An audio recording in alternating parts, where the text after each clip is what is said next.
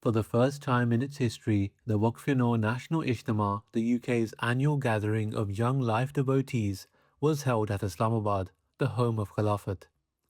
Hundreds of Qadam and Atfal travelled from across the country to take part in a day that blended spiritual reflection, hands-on activities, and some of the most pressing questions facing the youth today.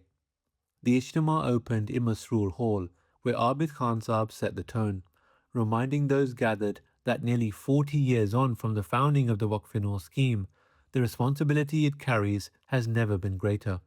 All of you and the Waqfeen around the world have the responsibility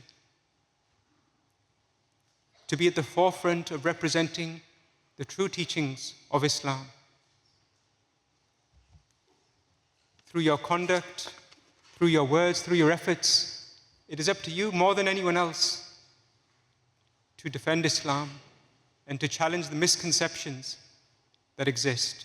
And this is not anything easy. It is the greatest challenge of this time. For the youngest attendees, boys aged 7 to 15, the day was packed with activities of their own. The science show was among the first to get underway, and it quickly became a talking point. The best part so far is probably the science experiments. It was a fun and interesting part. The 13 to 15-year-olds faced a stiffer challenge, a Waqf-e-Nau edition of Dragon's Den, where teams had just 5 minutes to pitch ideas to a panel of judges. That was pretty fun because you got to know your brothers, you got to collaborate with them. We got different ideas from everyone. Some people had great ideas, Hadith, the Quran, Promised Messiah. Yeah, so far it was very fun. There was something quieter but no less memorable at the bird show, a falconry display that drew some of the most attentive audiences of the day. And out on the grass field, the Faith Fit Challenge brought energy of a different kind, an obstacle course that tested fitness, resilience, and the competitive spirit of everyone who took part. In Masroor Hall, the older Waqfeen heard from a series of speakers, each pressing home what it means to bear the Waqf-e-Nau title in the modern world.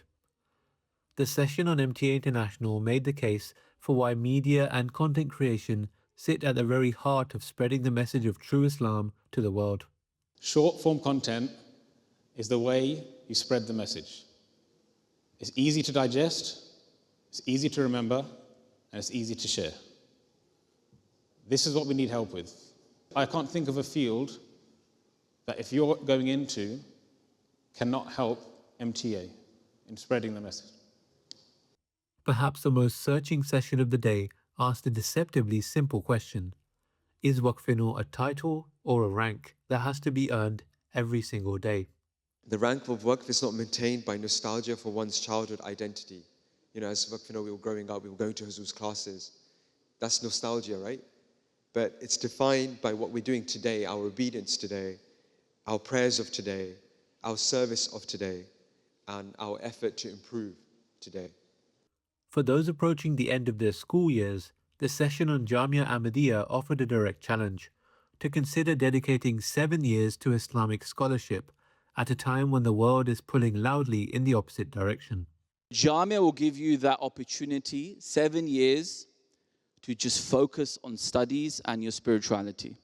In this day and age, where everyone's after materialism, they want money and fame and status, but Jamia gives you that sanctuary where you can just basically cut out 7 years of your life and just hone in on your Islamic studies. That's a very, very unique opportunity.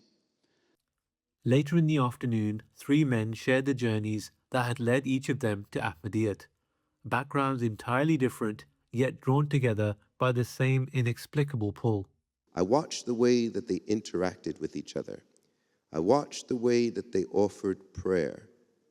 And I thought, these are the people. And one day, I literally, and again, despite my growing friendship with that guy, we never talked about Jamaati literature. We never talked about the arguments of the Promised Messiah, nothing. He just befriended me, right? And one day I woke up with the very distinct thought in my mind that I couldn't just keep going to this mosque where I had been going, the Ahmadi Mosque, for a few months it was at that time. I couldn't just keep going there. I had to do something very specific to be a part of that community. But running beneath everything, the sessions, the activities, the discussions, was something harder to put into words. For the first time, this Ijtema was taking place at Islamabad itself. For many, simply being here at the home of the Khalifa gave the day a spiritual dimension that no program schedule could fully capture. We get the opportunity to see Huzur, we get to come here in Islamabad where it's happening for the first time, and it's really special, you know. This compared to other places the Ijtema has happened before, it's definitely a massive upgrade, and from everyone I've spoken to so far, they've been loving it here. So yeah, not one bad thing to say. It's all been going good, alhamdulillah. The energy and the atmosphere in Islamabad, you can't really get that anywhere. The first time we've had it in Islamabad, which is honestly a true blessing, being able to visit Khalifa Rabia's grave as well, pray on it, start off the day the right way. And alhamdulillah, it was a great blessing, and inshallah I look forward to have it in Islamabad again.